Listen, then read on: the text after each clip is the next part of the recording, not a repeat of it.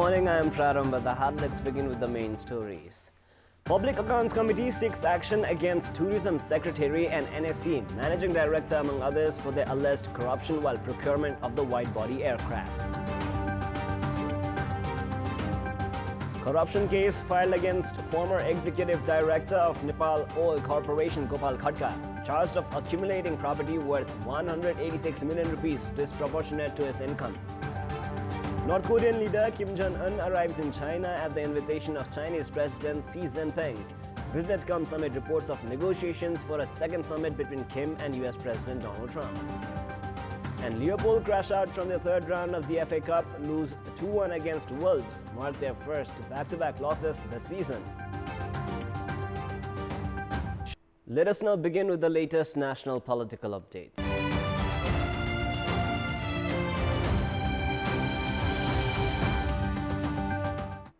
The Federal Parliament's Public Accounts Committee has directed the government to take actions against Tourism Ministry Secretary and Managing Director of Nepal Airlines Corporation for their alleged involvement in one of the largest corruption incidents in the country's history. The committee has sought immediate suspension of Secretary at the Tourism Ministry Krishna Prasad Sapkota and Managing Director of Nepal Airlines Corporation Sugat Ratna Kansakar. The meeting of the Public Accounts Committee directed the government and the Commission for the Investigation of Abuse of Authority (CIAA) to take actions against Tourism Secretary Krishna Prasad Devkota, former Secretary Sankar Adhikari, and Nepal Airlines Corporation's Managing Director Sugat Ratna Kansakar. The committee has even termed Kansakar as the kingpin of the scandal and has recommended for his immediate suspension. Likewise, the Public Accounts Committee has also recommended Tourism Minister Ravindra Adhikari, former Minister duo Jeevan Bahadur Shai and Jitendra Narayan Dev to take moral responsibility of not looking after the case properly and has directed the government to consider actions against them accordingly. The subcommittee formed to probe into the financial irregularities seen in the procurement of the two wide-body aircrafts had submitted a report to the Public Accounts Committee last week, claiming a corruption worth 4.35 billion rupees. Meanwhile, Minister for Culture, Tourism and Civil Aviation Ravindra Adhikari has denied corruption charges while procuring the wide-body aircrafts. Minister Adhikari has in turn alleged the Public Accounts Committee of making baseless allegations. Speaking at a press conference at the Ministry of Culture, Tourism and Civil Aviation, Minister Adhikari said the decision to procure the aircrafts had moved ahead before he had assumed office. सरकार गठन र yes मन्त्रालयमा मेरो नेतृत्व हुनुभन्दा अगाडिको उल्लेखित सम्पूर्ण विकास क्रम तथा सम्मानित सर्वोच्च अदालतको फैसलालाई नजरअन्दाज गरी कानुनी एवं वैधानिक रूपमा मैले भुक्तानी रोक्ने आदेश दिन सक्ने अवस्था कुनै प्रकारले पनि थिएन, किनकि नेपाल वायु सेवा निगमका उल्लेखित सबै प्रक्रियाको अध्ययन गरी अर्थ मन्त्रालयले सरकारी जमानतमा ऋण प्रवाह गर्ने सहमति मिति 73/5/29 मा प्रदान गरिसकेको थियो। It was the first occasion that Minister Adhikari was officially responding to the allegations, as he said the committee did not have authentic data to support the claims. संसदीय समितिहरूले खेल्ने भूमिकालाई म उच्च सम्मान तथा आत्मसात गर्दछु, तर यसका नाममा विकासलाई र काम गर्ने मनोबललाई नकारात्मक असर पर्ने कार्य नहोस् भन्ने म कामना पनि गर्दछु। तथ्यमा आधारित खोजमूलक अनुसन्धान कार्यबाट मात्र संसदीय समिति र संसदको विश्वसनीयता एवं गरिमा कायम हुनेछ। माथिका तथ्यहरूबाट विमान खरिद प्रक्रियामा मेरो कुनै संलग्नता नहुँदा समेत अनुमान र पूर्वाग्रहको आधारमा मेरो नाम जोड्ने प्रयास भएकोमा दुःख व्यक्त गर्दछु। Minister Adhikari said that he only facilitated the import of the aircrafts in line with the duty of an officiating department minister, expressing confidence that the commission formed by the government to probe into the case would reveal the truth. Now, the Commission for the Investigation of Abuse of Authority (CIAA) has filed a case at the Special Court against former Managing Director of Nepal Oil Corporation Gopal Khadka on charges of amassing property worth 186.6 million rupees disproportionate to his income. The CIAA has also demanded a 2-year jail term for Khadka. The CIAA has stated that Khadka could not present sources for properties worth 186.6 million rupees out of a total property worth 273.1 million rupees. The authority has demanded the illegal property to be confiscated along with a fine of equivalent amount. The CIAA has also submitted cash worth 8.98 million rupees confiscated from Khadka at the special court. The authority has stated that Khatka had bought 3 houses after March 2013, submitted payments for 2 other houses, purchased 11 plots of land in Kathmandu, Bhaktapur, Lalitpur and Kavre with the money earned illegally. Likewise, the charge sheet against Khatka states that he has invested 116.1 million rupees in real estate, 10.6 million rupees in shares of various companies and purchased a car worth 10.17 million rupees. Khatka was only able to present sources for 86.46 million rupees.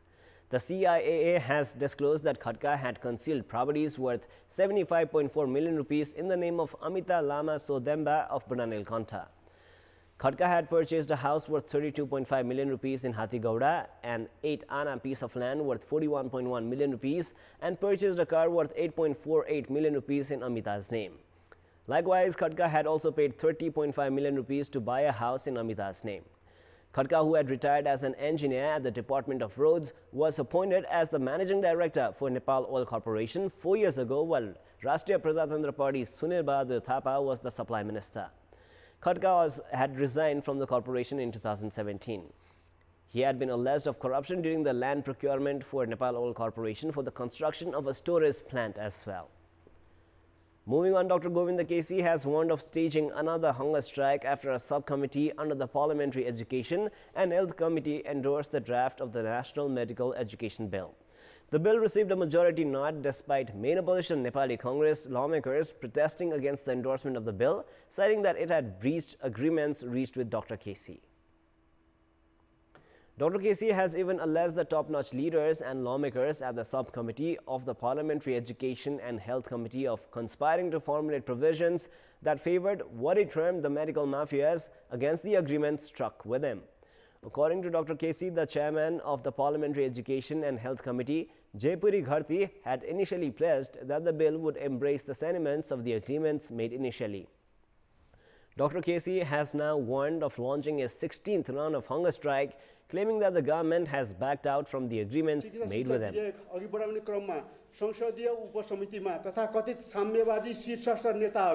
र उपसमितिका सांसदहरूले चलखेल गरेर हामीसँग भएको सम्झौता अनुरूप जनतामुखी र विद्यार्थीमुखी बुँदा हटाएर चाहिँ माफियामुखी बुँदा हाल्दै विधेयक उपसमितिबाट पारित गरेकोमा हाम्रो गम्भीर ध्यानाकर्षण भएको छ।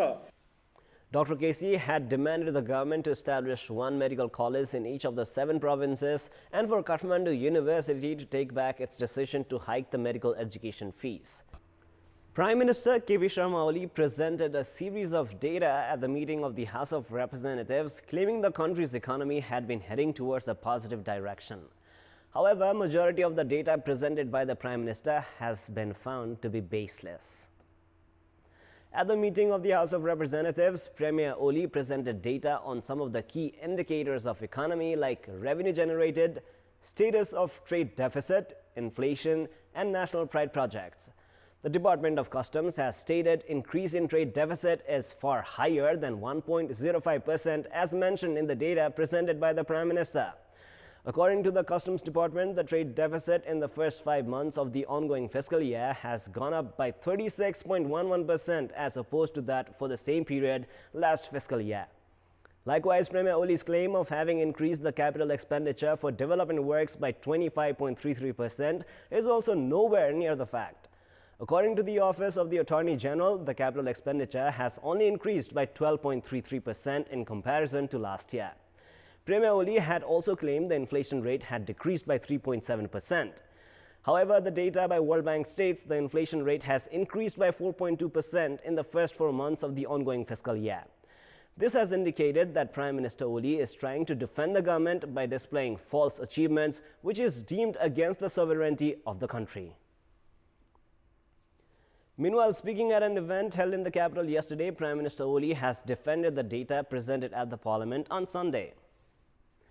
Attending the 64th Annual Assembly of Nepal Chamber of Commerce, Premier Oli said that the data he presented were not fabricated and that people and institutions that followed traditional measures in estimating the economic indicators had made baseless remarks. Premier Oli stated that federalism was new to Nepal but urged the public not to worry about the country's economic development. Likewise, Premier Oli also welcomed any advice from the entrepreneurs attending the event that could help formulate new and timely economic laws. Prime Minister Oli has claimed that Nepal would upgrade itself as a developing nation from the current status of an underdeveloped country. In order to encourage more community school students to enroll in the Children Development Center, majority of local levels in Rupandehi have initiated provisions for lunch facilities.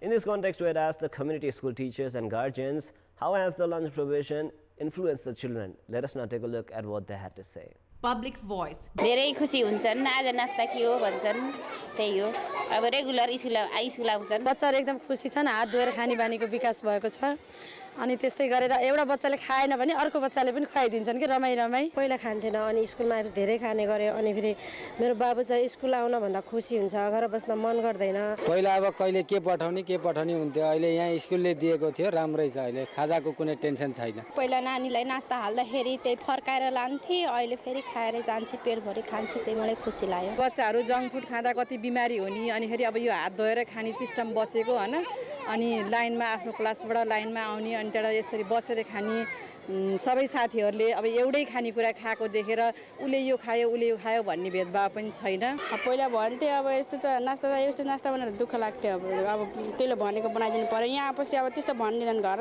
अब यहाँ अब जस्तो दिन्छन् त्यस्तै खानुहुन्छ बच्चाहरू दुब्ला पातला हुन्थे अलिकति हृष्टपुष्ट भएको चाहिँ हामीले पाछौँ एक विद्यालयमा आउने उपस्थिति दर चाहिँ बढेको छ समय पनि खेर गएन हाम्रो धेरै राम्रो भएको छ अब यहाँ भएपछि बच्चाहरू पनि खुसी भएर आउँछन् मम्मी आज नास्ता यो पाइन्छ स्कुलमा भन्छन् त्यो खानाको बेला नि बच्चा आउँदो रहेछन् क्या खै स्कुलमा खुसी भएर आउँछन्